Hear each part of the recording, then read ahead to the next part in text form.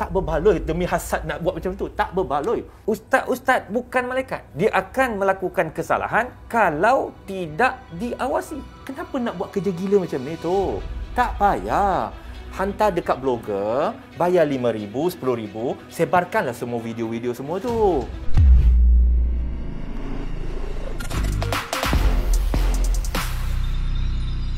Dalam kehidupan seseorang tu, kalau macam contoh saya lah, bercerita tentang agama, boleh ke saya letak diri saya sebagai nama saya ustaz? Tak boleh lah. Tak boleh lah. Sebab tu saya tak suka orang panggil saya ustaz. Dia bro. Saya suka dipanggil bro. Tanya Datuk. Saya memang setiap kali orang panggil ustaz, janganlah weh. Saya rasa sebab orang yang betul tu belajar agama yang dah sacrifice ni, mereka layak. Takkan tiba-tiba nak panggil saya ustaz? Saya bukan. I am not. Macam tadi bila Datuk sebut tadi, Ustaz sebut tadi tentang dia tak setuju dengan pendekatan saya. Ada tak saya gaduh dengan dia? Tak ada. Saya okey. Tetap saya communicate dengan dia, tak ada hal. Tak ada problem. So apa? Bagi saya, bila melibatkan pendekatan, ada yang setuju, ada yang tak setuju, okey. Tetapi Datuk, saya akan minta dia bagi tahu saya kalau saya buat benda haram, terus tegur saya, no problem. Marah saya pun tak apa. Tapi bila melibatkan pendekatan, cara nak berpakaian, saya tak setuju kamu pakai macam ni. Tapi haram tak? Tak haram. Okey ya? Okey je. Sebab tu saya tak marah dengan Datuk. Siapa-siapa tak setuju dengan pendekatan saya okey je. Sebab di belakang kami pun ada sekumpulan ramai asatiza yang pakar, ada ahli majlis fatwa dan sebagainya. Saya tak akan namakan mereka, tapi saya akan dapatkan. Betul ke? Kami berdebat sesama kami beberapa jam untuk dapatkan boleh ke tak boleh ni. Ada orang kata Firdaus Wong ni dengki kepada orang-orang yang ada dekat luar yang nama besar, dan juga Firdaus Wong mengambil kesempatan untuk perkenalkan diri Firdaus Wong di mata masyarakat Malaysia. Allah bagi kita akal, kita fikir. Kalau dengki, jangan buat sesuatu akan menjatuhkan orang. Contoh, kalau dengki, adakah automatik orang yang kita jatuhkan, semua followers dia akan follow kita? Tak ada jaminan kan? Kalau dengki, kalau hasad dengki nak jatuhkan orang, kenapa nak buat kerja gila macam ni tu? Tak payah. Hantar dekat blogger, bayar RM5,000, RM10,000, sebarkanlah semua video-video semua tu. Simple kan? Nama tak kena, nama kita tak kena, lepas tu tak payah kena caci, kena maki, kan senang buat kerja. Kenapa nak susah-susah? Berbaloi tak? Tekanan mental bukan diri saya boleh tahan. Isteri macam mana? Anak-anak macam mana?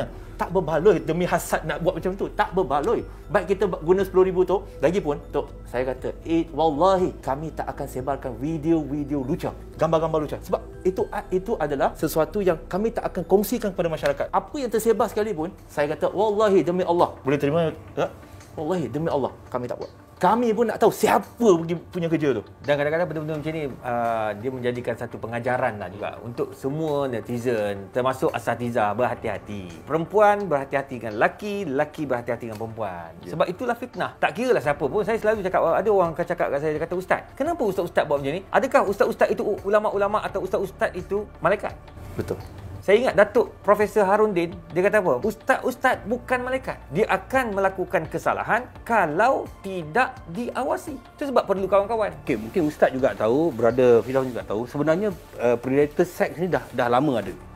Tapi sebabkan tidak ada social media zaman dulu, tak ada keberanian, tak ada sistem sokongan, mereka tak berani, mereka rasa. Saya bagi contoh, saya masuk Islam, saya rasa saya seorang je mualaf Cina kat dunia ni. Sebab saya tak sedar. Tapi bila ada sistem sokongan daripada jabatan agama, okay, be strong. Sebab itu, bila ditunjukkan NGO Islam yang kuat, ataupun jabatan-jabatan agama Islam yang kuat, mereka akan berani ke hadapan untuk buat report macam tu. Saya selalu tekankan, saya kata, perempuan, lelaki, bila nak tanya hukum, make sure ustaz yang you tanya hukum tu, dia memang pakar dalam tu. Dan saya cadangkan kepada Majlis Dakwah Negara pun, senaraikan nama-nama ustaz, apa kepakaran mereka. Kalau boleh, lelaki cari lelaki, perempuan cari perempuan. Elakkan fitnah dulu. Tapi sekarang, bila kita ditunjukkan sebagai kita lah pakar ke rumah tangga, orang ada masalah rumah tangga, Ustaz, nak tanya ustaz, saya ada masalah dengan suami saya, macam mana nak settle? Now, dia niat nak cari bantuan, tapi salah orang. Itu kadang-kadang penggunaan istilah ustaz tu penting. Betul. Macam saya kalau bab-bab perkahwinan kan, saya cuba reserve. Sebab bidang saya lebih kepada fatwa semasa gitu. Tapi kalau nak bercakap tentang rumah tangga, isu dalaman, bergaduh, cari isu kaunselor, cari kaunselor dan perlu kepada kaunseling. Betul. Jadi benda tu penting. Kadang-kadang orang mudah letak, simply dia letak saya ustaz. Orang panggil ustaz pun dia kata tak apa. Sedangkan dia tak tahu bagaimana kaedah penentuan hukum, dia tak tahu macam mana mentafsirkan ayat-ayat, tak tahu menggunakan dalil-dalil dan hujah-hujah. Itu yang bahaya. Tapi akhirnya dia terpalit kepada ustaz-ustaz. Tapi kenapa predator sex ni dia macam kebal? Tadi brother cakap tadi dah 5 tahun lepas punya isu, dah ada bukti, dah ada ni, tapi macam 5-6 tahun lepas tak datang kepada kami. Okey. Dan hanya beberapa bulan lepas baru datang satu demi satu. Wow. Saya lihat tu, saya Saya tak percaya. Saya terus terang saya kata, kau jangan gunakan aku untuk kenakan orang, kata. Segala screenshot tu telah dianalisa. Bayangkan, okey, ni kita ada pakar dalam ni. Bukan pakar seksual, tapi pakar dalam agama.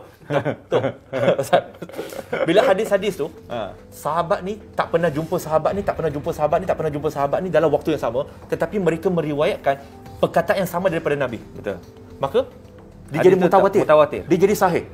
Maksudnya bayangkan, tu. Ini first time saya jumpa dengan Datuk ni. Saya peminat Datuk ni. Tengok filem tu. Tapi kena Brother lebih minat saya pada ustaz. saya minat dia benda lain, Datuk ada kepakaran lain. Bagus. Saya balik dulu. Yang ni datang, negeri berbeza, tempat berbeza, background yang sangat jauh berbeza. Ini datang. Bila dikumpulkan, trend dia sama. Macam mana ada kemungkinan untuk salah? Kalau dari segi ruang penilaian hadis itu sekalipun, ini ruang-ruang semua ni tak kenal. Siapa lagi bro? Oh tu, tak kenal dia. Saya nampak satu benda dia. Pertama, maksiat ni bila orang kata apa? Dia mempunyai geng-geng yang juga pembuat maksiat dan maksiat ditutup, dia akan jadi kebal. Faham tak? Ya. Maksudnya, kalau katakan benda itu tidak diambil tindakan, benda itu dibiarkan, benda itu dianggap sebagai tidak ada masalah, maka ia akan jadi apa tahu? Dia akan jadi barah dalam masyarakat. Itu sebabnya kena ada amar makruf nahi munkar. Namun amar makruf nahi munkar perlu ikut landasan yang betul. Jadi kenapa dia jadi kebal? Ya, selain daripada ia jadi kebal kerana perwatakan luaran dan dalaman itu berbeza. Itu sebabnya dalam Islam orang munafik, innal munafiqina fi darkil asfali minan nar. Kenapa Nabi Allah letakkan orang munafik ni di patak api neraka? Kenapa bawah sekali tu? Bawah sekali patak api neraka ni, kalau kata sebahagian ulama tafsir, bersama iblis apa semua ni. Patak api neraka bawah sekali ni. Dia berlapis-lapis kan, bawah sekali. Paling panas. Kenapa? Sebab luarnya lain, belakangnya lain. Itulah bahaya. Tu sebabnya Allah laknat orang-orang yang bercakap agama belakangnya lain. Lima taquluna ma la taf'alun. Kau cakap tapi tak buat. Tu sebab saya sangat takut dalam bab-bab seperti ini. Adakah predator sex ni, diorang ni ada sakit, penyakit? Memang sakit. Dia psikologi, mentalnya sakit. Dan apa yang kami tahu, merujuk kepada banyak-banyak kes yang kami terima, ada sehingga yang mereka tu kaunselor, mereka juga jadi mangsa kepada mereka. Hanya kerana, ini kita rujuk kes-kes yang lain, ada juga kaunselor yang didatangi oleh predator seksual untuk mendapatkan bantuan. Maknanya betul lah predator yang ada dekat luar ni, diorang juga menggunakan psikologi diorang juga menggunakan agama juga, menunggang agama untuk memujuk rayu. Itu kes yang Brother Firdaus mengangkat tadi, berapa dia kata, akhir tadi kebanyakannya bertudung labuh. Mereka mencari seseorang yang dirasakan orang yang ada background yang baik tentang agama untuk mencari kecerahan, dan akhirnya predator ni makan diorang. Ini yang kita bincangkan dalam Sembang Viral pada minggu ni. Satu benda yang begitu panas berlaku dalam negara kita. Kita bukan mencari kesilapan, tapi kita melihat kepada masa depan. Supaya masa depan masyarakat kita tidak akan terpalit perkara-perkara yang dibuat oleh predator yang sudah lama dibuat tetapi tidak dibongkarkan. Kita harap pembongkaran ini menjadi satu titik mula kepada kesedaran masyarakat yang khasnya mempunyai anak-anak perempuan khasnya. Because hari ini ialah zaman social media, macam-macam perkara boleh berlaku, dan kita mengambil iktibar bahawa perbincangan hari ini adalah untuk kesedaran semata-mata.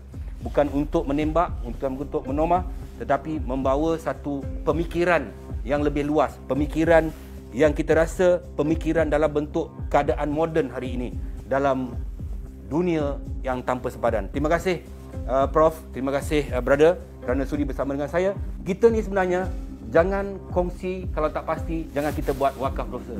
Janji happy. Terima kasih. Sembang Viral pada TV9. Assalamualaikum. Terima kasih Ustaz.